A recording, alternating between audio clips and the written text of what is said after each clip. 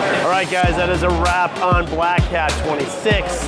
That is a wrap, and that is, in fact, the reason why I'm doing this wrap around. And guess what? It's not quite done yet, because I got one more wrap for you, and that is a wrap with the CEO of Bedrock Data. We're bringing on Bruno, because this is epic. How are you, my friend? I'm doing great. So Bruno is the CEO of Bedrock Data, kind of a big deal. And I said, hey, let's go against the grain. Let's go against traffic, which is exactly what we're doing. Black Hat just let out, and we're gonna be going against traffic because that's what real aggressive, smart startups and cool startups do. You don't just go with the grain, you gotta go against the grain sometimes to stand out. So speaking of standing out, what stood out for you? Maybe it was in conversations, maybe it was something that you heard, maybe it was a new trend. What was one of your personal favorite things that kind of stood up for you for this Black Hat?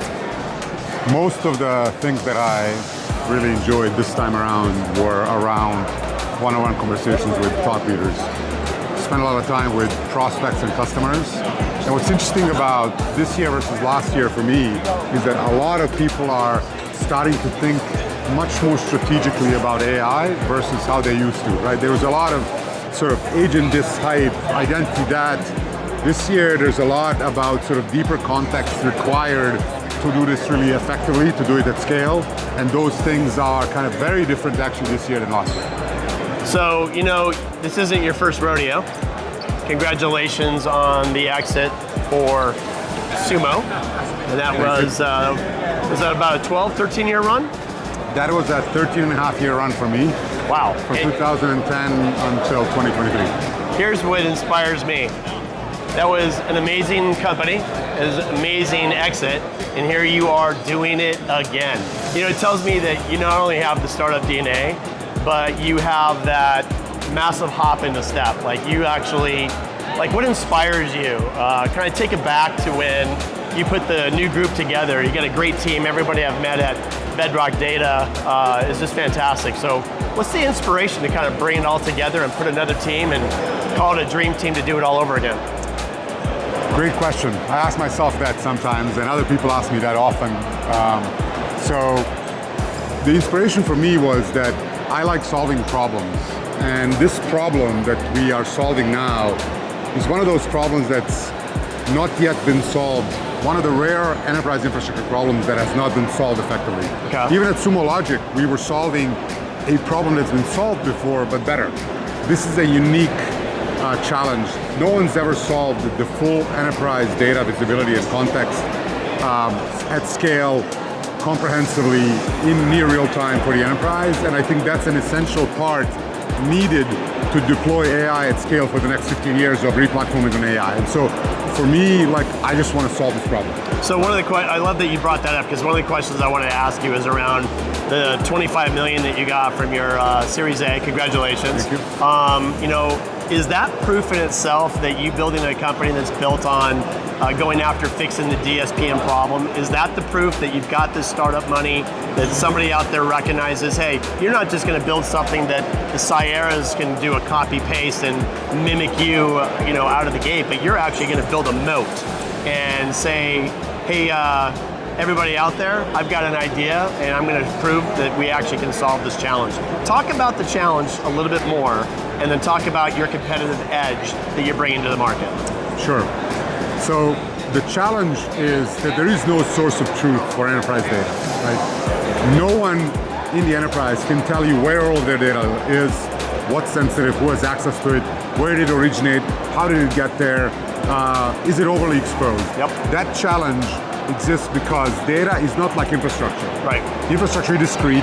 You can put your arms around, you can measure it, you can look at its configuration. Data is fluid, it's unstructured, you can't put your arms around it. And so to solve that problem, you need two things. One, hyperscale, which can be done if done smartly. My co-founders from Rubrik and Cohesity are sort of brainiacs behind how to solve that. Yep. And second is to understand data, because it's not like configuration, you have to have a brain. And we've never had a brain powerful enough to actually look at the data, reason about it in an autonomous fashion, and actually determine what it is. Number one, hottest commodity inside of their company, their enterprise or organization. is the data. You have to protect it, you have to keep it private, you have to know what you have. You guys are providing visibility, you guys are providing knowledge that a lot of companies have not been able to have before. Because we live in this new agentic world, I think your timing is really, really good. The conversations you're having with enterprise leaders, I'm sure you're talking to people in healthcare, finance. These are two of the easiest verticals you can talk about where they have hordes of data have to be, managed properly. So what's the buzz coming out of those conversations? I was just having one right before we met with a too big to fail financial services company. So you can probably count them on one hand.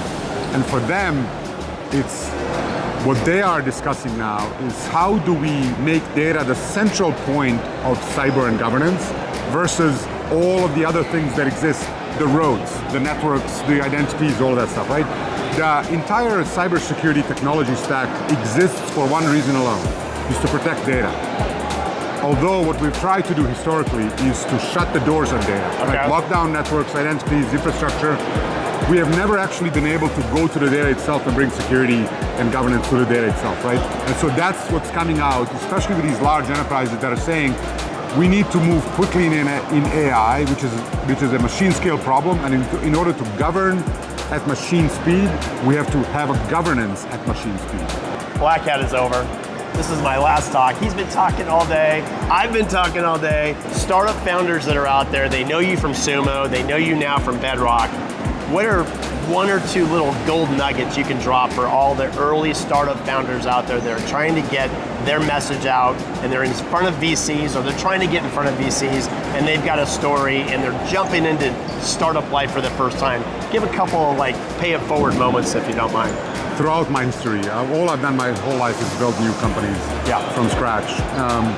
And what I've learned over time, and this is what I say this to all founders that I meet, is you have to validate the idea. Ideas are cheap, right? There's lots of ideas out there. Lots of them are good ideas. What I've spent a lot of effort before Sumo and during Sumo, before this company, when we were incubating this company, and other companies that I've started is refine the idea, write it down, go talk to customers, to prospective future buyers, buy them coffee, offer them stuff. They love providing feedback. You don't have to have technology, you don't have to have a prototype, you just need to have a conversation, understand the problem, understand the pain points, and do that 100 times. 100 is the magic number. It doesn't cost that much. It's a lot of effort, but it is invaluable. Something tells me somebody walks up and asks you a question like that. If you have the time, you're going to give them a couple minutes and get feedback. Always. Love that. Yeah. He is a cool guy. Little fun fact. He and I are debating if we're going to be flying or driving home because a lot of the flights are being canceled out of Vegas today.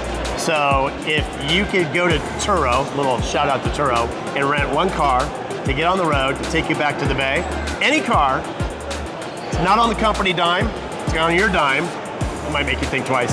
Yep. What's the car that you're getting into to try to make it home within 8 hours from Vegas to Frisco? 911 GT3 RS. There it is. He's a Porsche fan. His name is Bruno, my name is EP. He's a cool kid, you can tell. Listen, if I can only do one rap at the Rap of Black Hat, I'm glad I did it with you. Thank you very much for your time. Thank you, I appreciate it. Bruno, go check out bedrockdata.ai and tell him EP sent you.